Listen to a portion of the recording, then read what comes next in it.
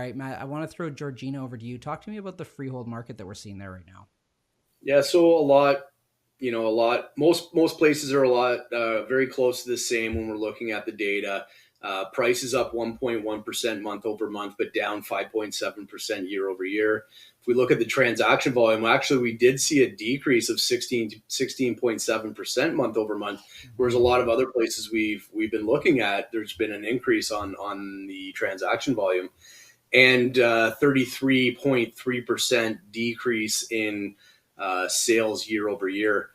When it comes to new listings, up 15.2%. Median days on market went from 15 to 19 days month over month.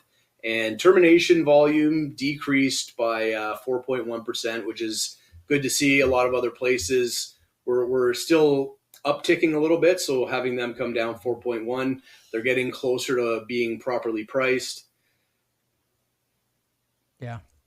And when we take a look at new listings, like a lot of other areas, it seems like people just kind of paused for a second. We're right in the thick of it in terms of what we've seen in past years.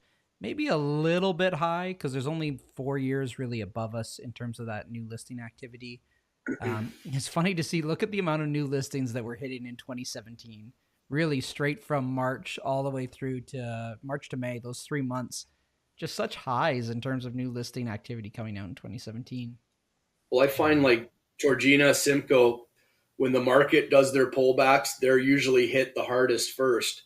And definitely in 2017, we could, like you said, we saw a massive pullback in the market or a Yeah. massive upshoot with new listings on the market as people realized prices were starting to roll over. Yep. Yeah, absolutely. Active listings, a spot where we're not at our highest, but still only two above us previously for the month of April. So lots of choice out there for buyers. Sales volume, just above. I don't know why I keep using 2020 as our reference point, but we sold more homes than we did in April of 2020, which is fantastic. But we are still low. So we're hoping to see this push through into more maybe our summer months, and it's interesting to see just the fluctuations that we've really seen here in Georgina in comparison to other areas, Actually, Dylan, on what that looks like. unfortunately, the 2020 line is almost invisible. So we are a little bit above 2020 in terms of Yeah, sales.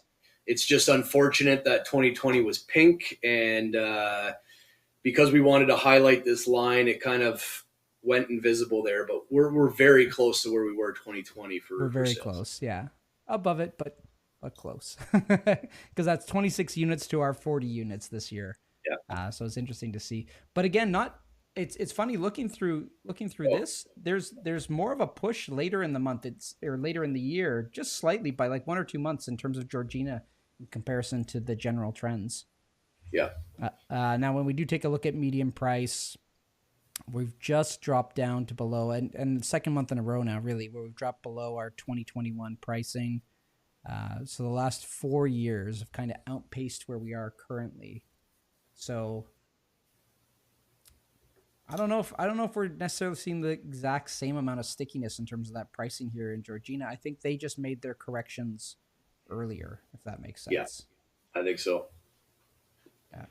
Coming through to months of inventory, not record highs. We're down at our third peak, but very high in comparison to some of the other areas. We're sitting at 7 months worth of inventory. Very much a buyer's market there in Georgina, which just means lots of options. We should see those sale numbers increase as people take advantage of that and take advantage of Yeah. the buying power that they have.